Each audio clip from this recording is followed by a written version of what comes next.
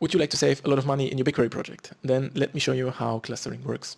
Oftentimes when, for example, debugging your analytic query, you end up with the need to look at individual entries. So, for example, individual user IDs.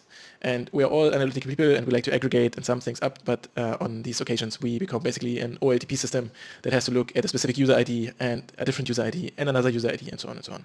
So with normal queries in BigQuery, you always get billed for the whole table. So regardless of you asking for one user ID or not. And that's where clustering becomes valuable, because you can cluster your table on, for example, the user ID, and then you can look up individual entries without querying and scanning the whole table. In our example here, we have our starting table without any clustering that has around 5.2 gigabytes in data, which is not a lot, but it's a valid use case for clustering because it has around 39 million rows of user events over a couple of years. So if we now add a where clause for a specific ID, user ID, it will search and scan the whole table. Although it only returns like one user ID with a couple of events. This also means that our overlords at Google will charge you for the whole table. And of course, thank you, Google. That's very nice of you. Thank you very much. But now in order to not have this, what we could do is add a cluster by to our table, and the cluster by we create on the user ID as our clustering column. And this will now create or cluster our table so that we can efficiently search for a specific user ID.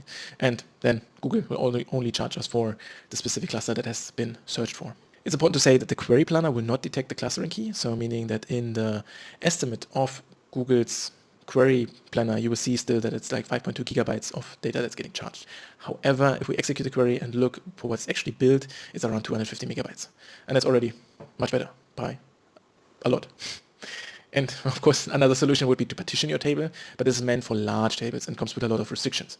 And which of course should not be used for columns that have a lot of like unique values. Partitions, on the other hand, have a lot of benefits. And the good part is that you can combine clustering and partitioning on a table to get the benefits of both worlds.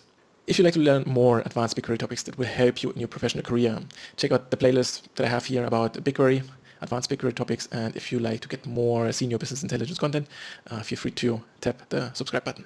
So, see you on the other side.